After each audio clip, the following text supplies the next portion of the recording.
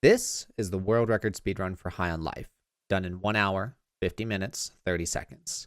And in today's video, I'm going to attempt to break that world record. The only difference is that I have never played High on Life. I haven't even watched any gameplay on it. But before we jump in, I just want to explain the quote-unquote rules to this. Rule number 1, I have never played this game. That's going to be the rule for this series. Rule number 2, I have never watched any gameplay, especially speedruns. I'm not allowed to know any jumps, any tricks, any out of bounds things, any skips. I'm not allowed to know any of that unless I discover it on my own. Rule number 3, I'm not actually going for a world record, so I am allowed to pause the game for bathroom breaks if I need to go grab some food or just, take a break here and there.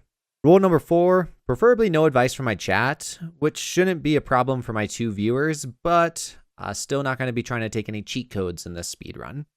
Now that we've discussed the rules, we just have to look at the buttons to make sure that I'm familiar with what I'm about to do, and then go ahead and start the game. We are playing on normal mode. Story mode seemed too easy, and I didn't want to do hard mode for a first time speedrun. We start the game in a Doom-style PC game. Being the sharpshooter I am, I breezed through the level before getting stuck in a room with a not-so-nice note written for me. I am then greeted by my sister, where I wasn't sure if she was trying to convince me to do the dirty or take some cocaine. God, don't give me that look, nerd. It's fine. Mom and Dad are That they were gone going to for a suggest whole fucking, but week. I guess We we're can do on whatever different we pages. want. That's when I spend too much time picking out a character, forgetting that I am in a speedrun. I go downstairs and have the strategy of just spamming my interact button on everything to try to speed through this. After realizing I wasted more time, I then go outside to be greeted by the aliens from the movie Home. After seeing them fight like it was the beaches of Normandy, I was then greeted by my new companion, Morty, from the hit show Rick and Morty. Now that I have a weapon, I go towards the ship and shoot randomly like a Master Chief boarding Scarab in Halo 2. I do blindly listen to Morty's advice as if I had no other option, and decide to send my house to a different dimension. Early in the game, I am almost panicking because I'm trying to skip all the cutscenes and dialogues, which I then learn that you can't do. What becomes essentially my first mission, I have to look for a homeless famous person, just like more childhood stars we have in the real world. We eventually find our famous homeless person, Gene. I then make the trade of a lifetime. My parents' home for a spacesuit, which if you ask 16-year-old Ben, I would probably do the same. The suit boots up to a virus-infected operating system as if I was a stereotypical 16-year-old kid, so I have to go to a pawn shop to fix the virus, as one would for computer problems. After going back to my former house, I have my first actual level in the game, the slums. I learn now about the waypoint button that highlights my objective. You'll see me spam this throughout the entire speedrun. After getting inside, I'm all go, go, go, trying to sprint past everything. I still have yet to look in the top left corner, which tells me what my objective is. Example, take out Ant Goons. After talking with his local, I then realize what choices you make in the conversation is important. Some are just filler dialogue, but there is one correct question to ask. So the strategy then becomes what question makes the most sense for my objective. I also then see how stylish his fit is. He's wearing Crocs. I continue moving forward, making things more difficult than they have to be, as I will do throughout the entire run. Oh shit, that's not what I want to do. We then talk to Dumb and Dumber to grab the creepiest weapon I've ever used in a video game, but I also pretty much only play Halo and Apex, so nothing too creepy there. The best part about our new stabby friend is we can now use him as a grapple. The game essentially makes him a mandatory part of the game, but what is more important is that this will increase my movement speed, assuming I use him correctly. Other important features to Mr. Stabby is that he can open these chests that will give you money, which basically becomes a distraction more than anything, but he can also be used to kill enemies. I learned that killing a upgraded enemy with a knife can be faster, but also much easier. The smaller enemies with lower health are faster to just shoot in the head. I don't know if I'm gonna do.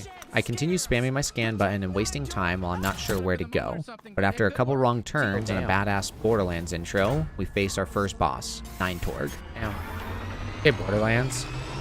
Luckily, she's our first boss, so nothing too difficult, but I still struggled as I was still learning basic mechanics. We slowly and painfully finish the boss fight to then start our second boss fight immediately. A much more difficult version of Ninetorg, 5Torg, but this time I was much more skilled and had no issues. Are you gonna be okay? I can't feel that, you know. Ow! Fuck! Honey, ow! You don't want 3-Torg in charge. Trust me, they're still a literal child. Okay.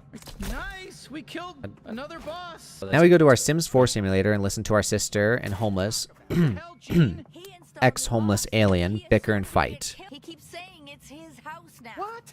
No, I just took the liberty of upgrading your security. After turning in our bounty and not paying attention to the objective in the top left corner, we now get to go back to our favorite pawn shop, Pawn Stars. And what should have taken me 2 seconds takes me about 1.5 years to buy a simple item. Dodge unit. Oh my god. This item allows you to dodge or thrust mid-air and even on the ground. Side note, this ability is used for insane movements, but I have no idea till later. Also, there's a movie playing in the background that looks incredibly... yeah. I also find out that this is a real movie and it just continues playing throughout the game. With our new abilities and the first level done with, we use the teleporter to travel to the mind of a teenager at Woodstock 69. Traversing as quickly as I can, fighting off the CDA, we then get to the crossover episode of Star Wars and the Care Bears. Overall, this game is littered with movie references, at least in my own head. Struggling to pay attention to my objective, I start talking to the King Bear while trying to figure out how to skip dialogue. Again. After we get our next objective, I struggle with 2 things. I don't know if it was just Number 1, remembering that I have these new abilities. Number 2, knowing how to use them. First part is just user error. Then the second part, not fully my fault, just comes with time. But after struggling with my abilities for a hot second, I instantly become a god with them, and then about 20 minutes later I beat the game. Let's be honest, that didn't happen. But what did happen is I used my pro Call of Duty zombie moves and getting through crowds of enemies to then meet our millionaire friend that gives us a warp card. With it, we can warp needed things, like a bridge, because we need this much more than the people on the other side. But after getting to our next area, we clear it out with ease, till we find these CDAs hiding under the main structure. There they are. We go down the mine shaft to then 360 trick shot this guy. 360 assassination. This is also where I paused my game for the first time because of how unprofessional this run is. Moving on, this shot took a second too long, but after hitting it, we get to go to our new job. Didn't know I applied to one, but now we have to forge signatures in the most complex way possible. Pressing buttons. This honestly took longer than I was expecting, but that was obviously the goal. There definitely is not going to be a third stack. Are you kidding me? The cold sting of irony. We get to our next warp card to then talk to Ted while he watches some tentacles do something. I think we find out about this later. Then my greedy ass wastes more time going for coins that I won't spend on anything. Damn. We get back to our millionaire friend who's just sleeping on the floor for whatever reason, which then leads us to our next boss fight with Krubis. The main objective here is just to use our slug shot thingy to knock him down and then hit him with our stabby thing. As you can tell, I'm well versed in this game already. But this boss also has an extremely hard dodge ability. He drills through the walls and ground around you, so you pretty much just run around in a circle hoping for the best. I was so nervous here as I kept getting low on my health. After defeating Krubis, this is where we get our second weapon, which adds more movement for the run. He can also suck enemies off of things and towards you. Now we are ready to head back to our house and watch more of our movie. After hearing our roommates argue for way too long, we get to fight off Mysterio. This is when things get confusing because I do pay attention to the objective, but the objective is wrong. I'm starting to not believe in this thing. So after killing everything, I can actually do what the objective wants. Kill everything again. Are you telling us to kill them? Whoa, I didn't say that. I just said wink wink. This is also when I start getting better with killing people with the correct weapons. Knifing at the correct distance can save you some time. And then also, perfectly hitting a headshot on the smaller enemies is most definitely going to save you a lot of time. We are now greeted by Mysterio, who is trying to recruit us into the CDA. We run through the city, killing the CDA while trying to become one. Look, I don't make the rules, okay? We now meet this purple dude. Honestly, couldn't think of a joke here, but it is what it is. He has a stand under his pet to be, does he shit on you? Come a CDA. This fucking, oh my god, the smell. Oh my god, I'm gonna fucking Shits on you. That's disgusting. Now that we are officially disguised and smell like shit, we can start our training program. My goal here was to shoot and knife everything as fast as humanly possible. Wait, isn't that the point of a speedrun? Anyways, I kill the other recruits, which is just a for sure way of getting the job you want, kids. Eliminate the competition. This is when the speedrun slows down to a complete halt because we have to wait exactly 1 hour for our training purposes. We're testing your resolve, so just stand there patiently and Oh, wait. guess it's not going to be much of a speed run. Just kidding. I'm sorry. Now we meet the newest addition to our friends, Squidward, but before he became an angry adult, just like all of us. Here, please hit me as hard as you can. He has us do some simple tube puzzles to help him traverse the map. I'm so happy we could help him out. He's just such a nice guy. We get to this small arena, murder a bunch of people, and then move on to the next puzzles. Sometimes shooting this glob doesn't go exactly where you want it to. It's just getting the angle. It's tough.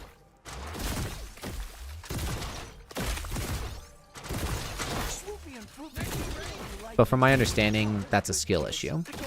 So was this jump, but we don't have to talk about that. God damn. Oh. We then get to our final puzzle. It looks far harder than it actually is, but he has a halfway point, so it's pretty much 2 puzzles. After solving it, Squidward then becomes Mysterio? Who would have thought? Well, now on to our next boss fight, which is another fun one. He teleports around the room while the floor has electric panels go off. This doesn't take me way too long. You can shoot through walls with a charge shot. Cool. But after beating him, we get to use the Needler from Halo, which is actually one of the best weapons in the game. You get to shoot a bubble that slows enemies down, shoot them with needles, which then gives bonus melee damage, and has a charged up long distance shot. Kind of OP to tell you the truth. Alright, back to our home sweet home, where our roommate tells us that the mayor, Lemonhead, wants to meet us and help him do some dirty work. Basically, he wants us to continue being a bounty hunter for him so his political stance won't be affected. It's like he works for the US government or something. We now go to Rick Harrison to buy a jetpack, and while I'm there, I buy a few upgrades. Of course, the jetpack is like the PS5 when it first came out. It's all on back order. So just like every other gamer, we take a nap till we can finally purchase the jetpack. We wake up to a little cheesy tutorial. This game seems to be mostly tutorials and unskippable dialogue. It's honestly terrible for speedrunning, but fairly easy. Other than trying to understand the boss, which is honestly not that hard either. Speaking of which, we wait for this unskippable cutscene to end, in which we go back to the Care Bear land and search for our next bounty. At this point of the game, we have tons of movement, and the game is going to want us to combo our movements together, which if you're blindly running trying to hardcore parkour things, it doesn't always work out. This definitely must be the right way because, you know,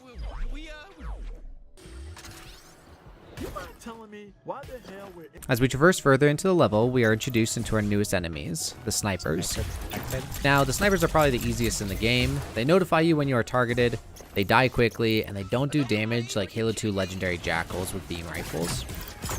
We run into this receptionist a second time, and she narcs on us so hard. So now back to killing enemies. We have to use these elevators to move up the level, but they only have halfway elevators, meaning they only move halfway up the wall. 2 out of 10. This right here is the exact moment where I discover how to use my sprint and the thruster to move much quicker. What the fuck did I just do? We are now in the science lab. We see some cool things like ET, pink trees, and our newest weapon that I call Baby Maker. Basically, he's only good for solving mandatory puzzles that only he can do. They die fast. Don't worry. It's easy to make more, and it feels good. So after employing his kids to open the doors for us, we get to our next arena to kill people and get to our next boss. This boss really came off as very easy. He jumps in the air, landing on the ground, spreading waves of Nickelodeon slime all over the arena that do damage to you. You start to understand the patterns and how to avoid them. After defeating him, we continue through the forest. A couple CDA deaths later, we get to our next science lab, but obviously I forget to pay attention to my objective, where I need to kill all the CDA. After getting into the science lab, we see that they're training someone to study tentacle porn. Reminds me of what we saw earlier. Watching tentacle porn. we just saved you. But as I move into the next room, it does take my small brain a little to figure out our next puzzle, if that's what we're going to call this. But, on to the next boss. The arena is one of those satisfying videos where people put things into metal grinders and we watch them get destroyed. This one was much easier than any of the other bosses. That was the fastest I could have boss. Then we get to this massive canyon where I struggled way too much. Like, kind of lame. I gotta be honest, I'd rather be swimming than a... Get us out of here! But after getting across, we face the final brother of these bosses. There's another one. Overall, another fairly easy boss fight that quickly becomes more difficult as 3 join together, and now you have about 75,492 things to dodge on your screen at any given point. This fight was not easy, especially when they separate and you have to somehow kill one of them before they regroup. Holy shit. But as we do, we slowly but surely finish off the boss. Oh my god, bro. So between these sections, my timer gets messed up and I have to restart it. So basically, the time will be whatever the numbers in the top left corner are put together. We head back to home sweet home and our amazing roommates. After settling this argument, we get directions to find Dr. Giblets. Yeah, you pathetic, yeah. We also unlock a new feature in our suit where we have Sherlock Holmes assist us while we interrogate people about Dr. Giblets. Hey there, bounty hunter. It's me, Pseudo again. I'm still here. I've been here the whole time. Welcome to Come detective on, mode. let I'm me here to out. suss all those We get question prompts again where it's best just to blatantly ask them who Dr. Giblets is. What is it with you and this Dr. Giblets guy? My name's Craig, and I'm really sick from eating a lot of sandwiches. Leave me alone. We then get graded on our performance, and just like in school, the grades do not matter. But we eventually talk to Zoidberg and he directs us to the correct area. We travel through the slums to get to a store called High on Life. The only way for me to solve this crisis is to be Superman 4, the quest for peace. Oh, that's why they call it that. Interrogate more people just to meet the men in black. They leave us be, but we do steal our next movement item off of a dead body. Listen, I don't make the rules, I just play them. With our newly acquired boots, we can run on walls. And just to follow suit with the rest of the game, we get a small little tutorial section where we try just to speed through it. Utilizing our newly found boosted slide tech, we go back home where the men in black are hanging out. They're actually not that bad, they just seem way too intense. They actually are Mayor Lemonhead's kids, which makes sense for reasons. They're like baby lemons and you're like a aged lemon. I don't know why it all looks like that. Okay. But they do give me directions to Dr. Giblets, so on to our next level we go. We get to this canyon where I probably should have killed some of the CDA, but obviously didn't. Jesus Christ. At first I thought I was in the wrong area till I saw that I was supposed to use my new boots to wall run.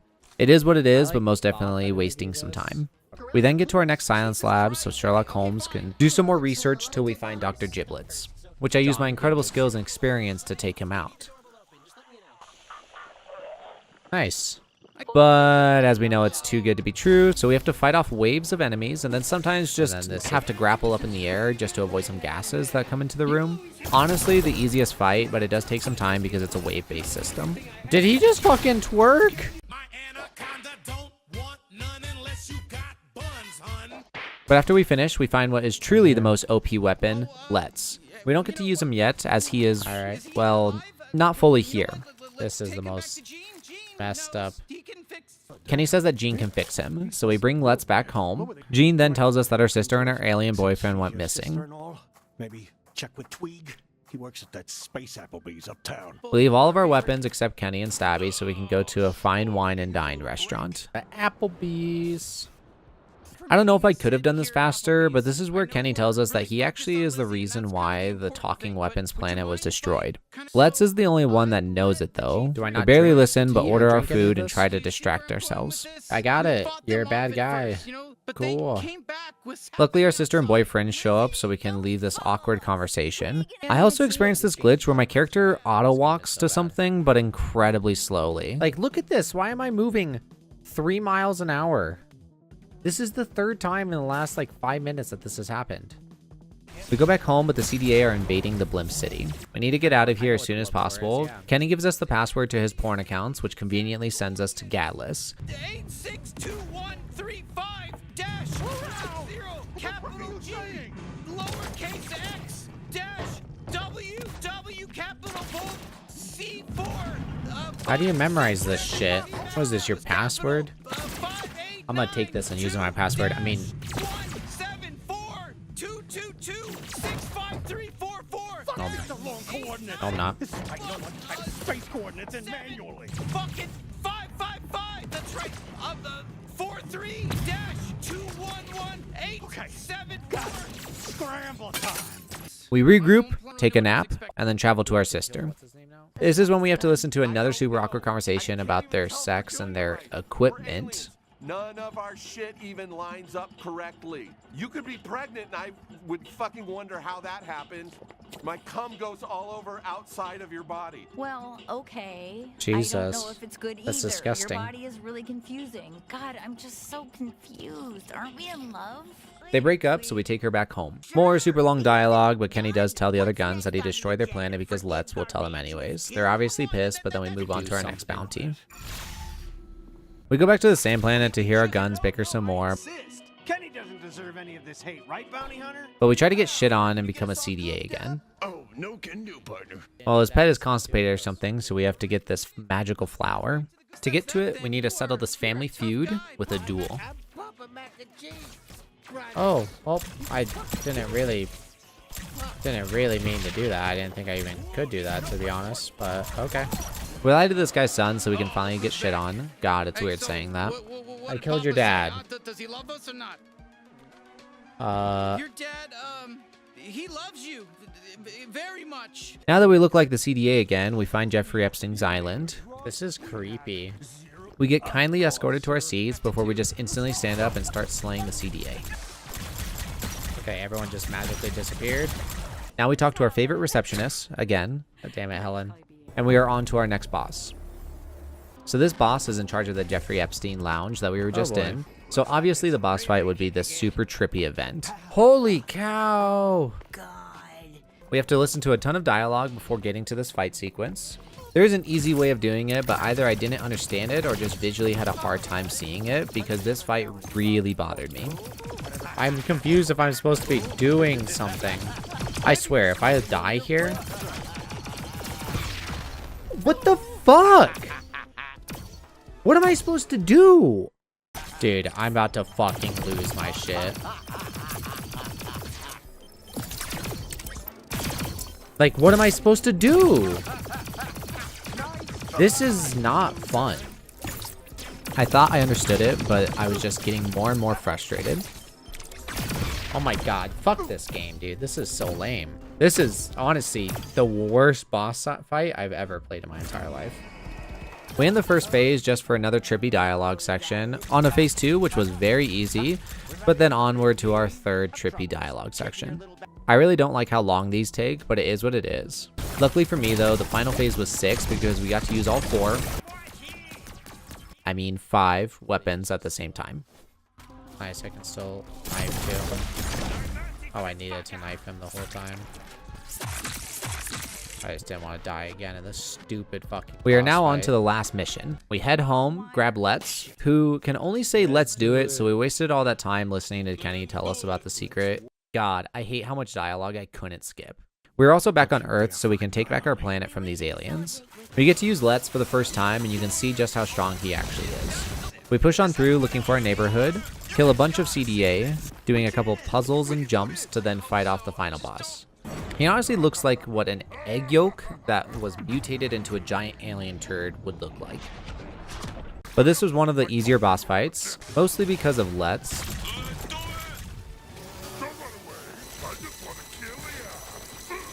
Just fucking die.